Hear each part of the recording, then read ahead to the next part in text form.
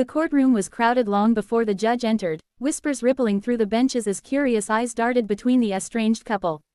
At one side of the room, she sat, poised, still, hands folded neatly in her lap, her lawyer quietly briefing her in hushed tones. Her face was pale but calm, her eyes betraying neither anger nor despair. She had rehearsed this moment in her mind countless times, yet the reality of being here, surrounded by strangers ready to dissect her private pain, pressed heavily on her chest. Then the doors creaked open, and every head turned. He strolled in like a conqueror walking into a celebration, not a man on trial for tearing apart his own home. His expensive suit shimmered under the artificial lights, but what caught the crowd's attention wasn't his attire, it was the woman beside him. Younger, dressed to impress in a form-fitting dress, lips painted a bold red that seemed almost designed to mock. She clung to his arm, eyes gleaming with self-satisfaction, the kind that thrives on someone else's humiliation. A murmur spread across the room. Some gasped softly, others shook their heads in disbelief. Even the clerk at the desk glanced up from his files with raised eyebrows. The wife kept her gaze fixed forward, her jaw tightening ever so slightly. She had expected him to flaunt his betrayal, but seeing it so brazenly, in this sacred space of justice, was still a knife twisted deeper. The husband caught sight of her and smirked. He leaned toward his mistress and whispered something that made her giggle, the sound sharp and cruel against the quiet tension. They made their way to their side of the courtroom, his confidence radiating like a shield. He looked around at the audience, as if daring anyone to judge him. In his mind, this was already his victory lap. Her lawyer leaned in. "Don't look at them," he murmured softly. "We've prepared for this. Remember what's coming." She nodded faintly, inhaling deeply. She wasn't here to spar with him. She wasn't here to trade insults or play a scene for the crowd. She was here for truth, and for freedom. The mistress, however, thrived on attention. She crossed her legs deliberately, her designer heels clicking against the floor, then glanced at the wife with a smirk that said, "I've won." The husband adjusted his cufflinks and placed an arm possessively around her shoulder, a gesture meant less for affection and more for display. The air thickened as the bailiff announced the judge's arrival. Everyone rose. For a brief moment, the mistress lost her smugness, lowering her eyes as the gavel struck and silence swept the room. But the husband remained smug, standing tall, his lips curved in a half-smile. He was so sure of himself, so certain that money, arrogance, and bravado would carry him through. When everyone sat again, he leaned back in his chair, legs spread wide, glancing at his wife across the aisle with a look of condescension. She refused to meet his gaze. Instead, she sat tall, her expression unreadable, her silence louder than his arrogance. The opening exchanges between the lawyers began, introductions, summaries, the laying of groundwork. But the courtroom was still buzzing, not with the words of law but with the drama unfolding between three people, the betrayed, the betrayer, and the accomplice. Each time the husband whispered something into the mistress's ear, her tinkling laugh echoed, slicing through the solemn atmosphere like glass breaking. Yet, through it all, the wife remained unmoved. She kept her back straight, her face serene, her composure unshaken. Inside, her heart pounded with the weight of years, years of loyalty, years of sacrifice, years of being taken for granted. But on the outside, she gave him nothing. No tears, no anger, no satisfaction of seeing her flinch. And that, in itself, unsettled him. For all his bravado, all his need to showcase his new conquest, there was something unnerving about her calm. He shifted slightly, masking it with a smirk, but a flicker of doubt crossed his eyes. The judge cleared his throat, bringing focus back to the proceedings. The showmanship of walking in with a mistress had made its impact, but now the weight of the trial was about to begin. The stage was set, the players positioned, the silent war already underway. What none of them yet knew was that arrogance had just walked hand in hand with its downfall. The hum of shuffling papers and the low rustle of voices filled the courtroom as the lawyers began laying out their arguments. On his side, the husband lounged with an air of confidence, tapping his fingers on the desk as if he were bored with the entire process. The mistress leaned close, whispering into his ear, and every now and then she would let out a soft laugh that seemed rehearsed for the audience. It was a performance, and he believed the spotlight was his. Across the aisle, his wife sat motionless, her hands resting in her lap, her gaze fixed on the judge. She didn't need to look at the man she once trusted, she knew his arrogance by heart. Her lawyer rose, adjusting his suit jacket before addressing the court. His voice was calm, deliberate, carrying none of the theatrics the other side exuded. "Your Honor," He began, "We are here not merely to dissolve a marriage but to untangle the truth of years of contribution, sacrifice, and betrayal.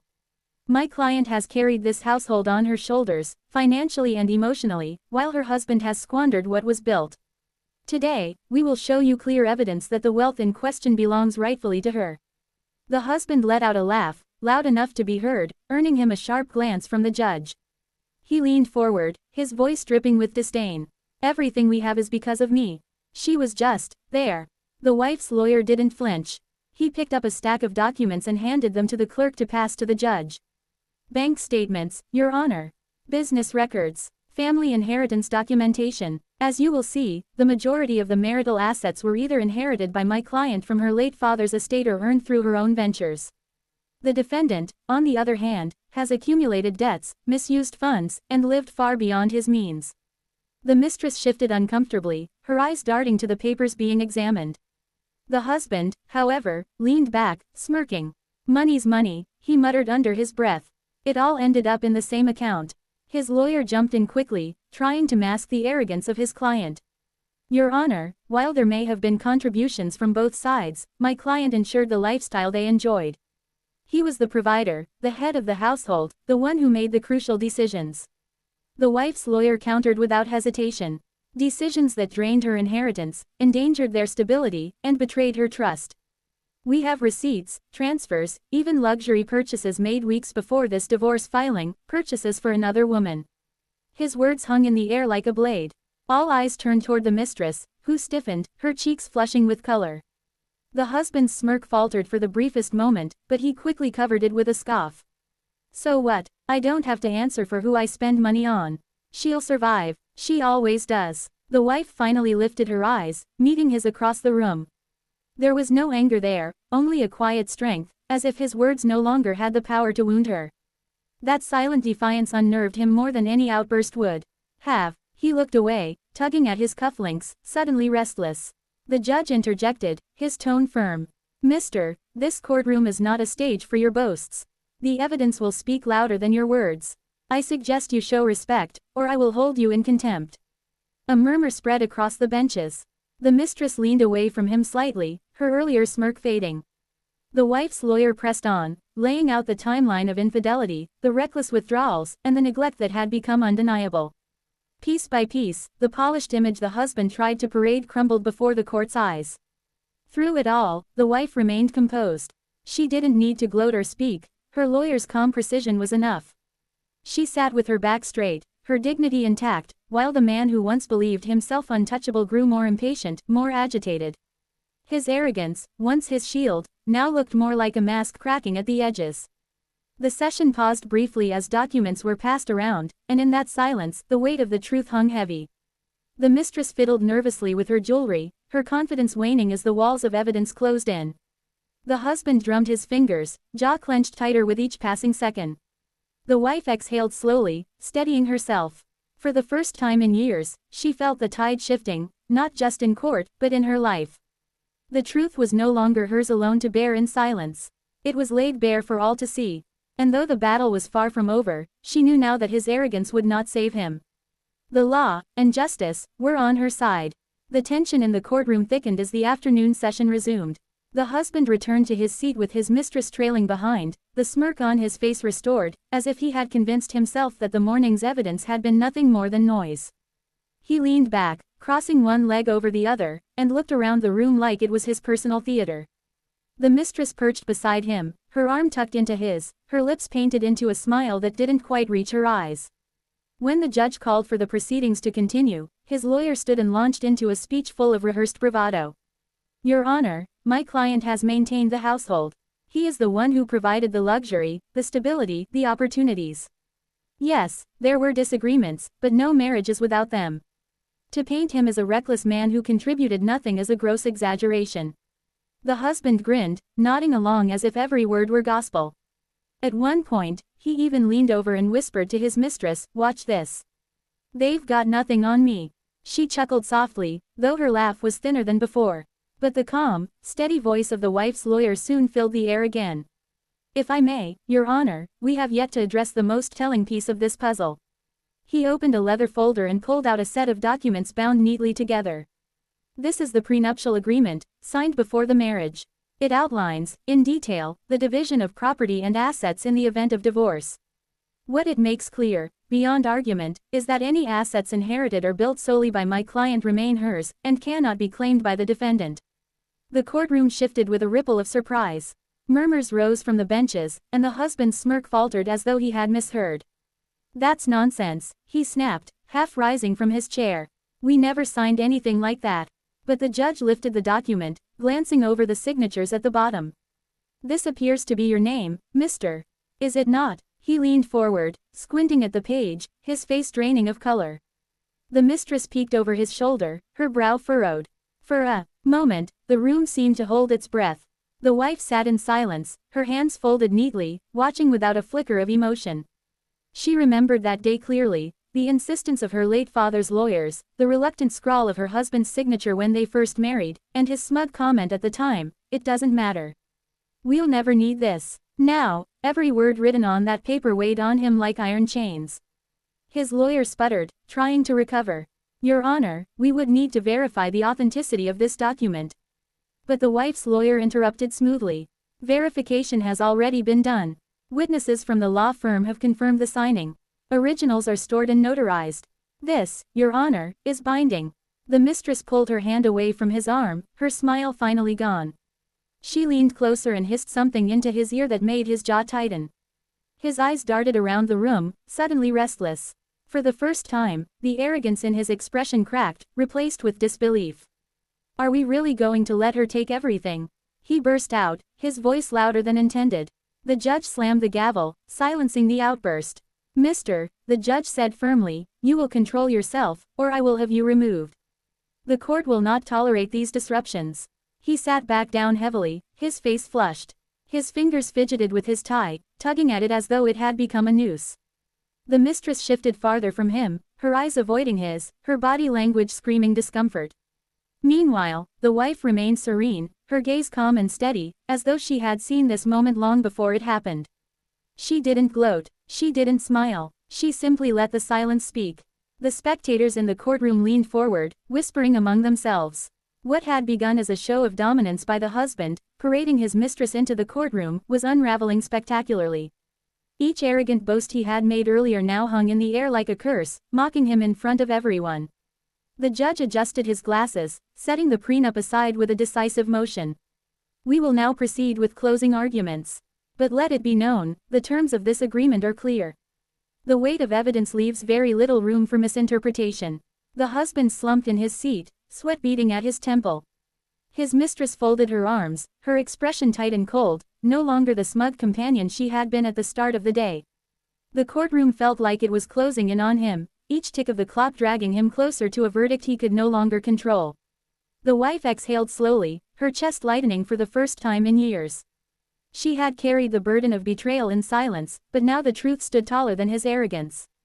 His downfall was not through rage or revenge, but through the quiet, steady power of the truth he had so carelessly dismissed. The stage was set for the judge's final word. And though the husband still sat in denial, deep down, he knew, his empire of pride had just begun to collapse. The courtroom was hushed when the judge returned to deliver his decision. The air felt heavy, charged with the anticipation of something irreversible. The husband sat rigid in his chair, his face pale and drawn, his hands clenched tightly together on the table. The mistress no longer leaned on him as she had before. Instead, she kept her arms folded, her gaze fixed on the floor, as if distancing herself from the spectacle she had so proudly entered earlier. The wife sat straight-backed, calm as ever, her expression unreadable. She didn't fidget, didn't glance around for support, her strength came from the certainty that truth was on her side. The years of sacrifice, of betrayal, endured in silence, had brought her to this moment. The judge cleared his throat, and the silence deepened. After reviewing the evidence, the testimonies, and the legally binding prenuptial agreement, the ruling of this court is as follows. His voice was measured, deliberate, each word landing with the weight of a hammer striking stone. The husband swallowed hard, his eyes darting to the papers on the desk as though he could somehow change their contents by will alone. All assets, the judge continued, including the properties, bank accounts, and investments in question, are to remain in the sole possession of the petitioner, Mrs. The defendant's reckless behavior, misuse of funds, and blatant disregard for his marital responsibilities provide further grounds for this ruling. A collective gasp rose from the benches. Spectators whispered among themselves, some shaking their heads, others murmuring approval. The mistress's lips parted in shock. She turned sharply toward the husband, her eyes wide, as if she had just realized the fortune she believed would be hers had slipped through her fingers in an instant. The husband's face froze, his mouth hanging slightly open. For a moment, he looked like a man who had forgotten how to breathe. His earlier confidence, his laughter, his mocking arrogance, gone, replaced by disbelief. He opened his mouth to protest, but no words came. The judge's gavel struck once, sharp and final. "This court is adjourned." The sound echoed like the closing of a vault door. The husband finally snapped out of his stupor, turning toward his lawyer with desperation. "Do something. Appeal this." "He can't do that." His voice cracked, echoing in the now emptying courtroom. But his lawyer only shook his head, gathering his papers quickly, avoiding his client's eyes. The agreement was ironclad. "There's nothing more to be done." The mistress stood abruptly, pulling her hand free when he tried to clutch at her arm. Her face twisted with disgust. "You told me you owned everything. You said it was all yours," she hissed, her voice sharp enough to draw glances from those lingering in the courtroom. She stepped back, shaking her head. "You're nothing but a liar. And now you have nothing." Without another word, she turned on her heel and walked briskly toward the door, her heels clicking against the floor like a drumbeat of abandonment. The husband stared after her, his body sagging as if all the air had been drained from him. His shoulders slumped, his face slack. The realization hit him in waves. The wealth, the power, the pride he had clung to, they had evaporated in a single ruling. The wife stood slowly, gathering her bag. She didn't rush, didn't even look in his direction until she was ready to leave. When her eyes finally met his, there was no malice, no gloating.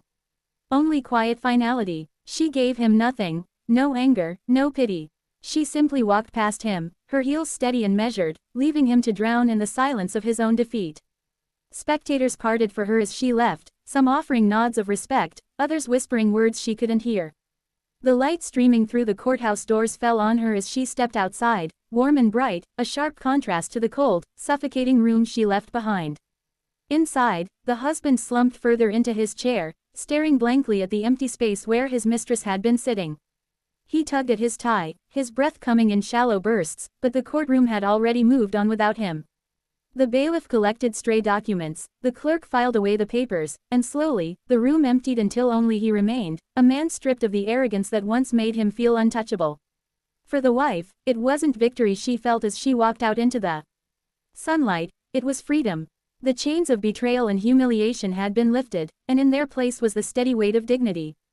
The court had given her justice, but more than that, life had given her a chance to start again, unburdened. As the courthouse doors closed behind her, the echo of the judge's words still lingered in her mind, "All assets are now hers." They weren't just words about money or property, they were a declaration that she had finally reclaimed her life.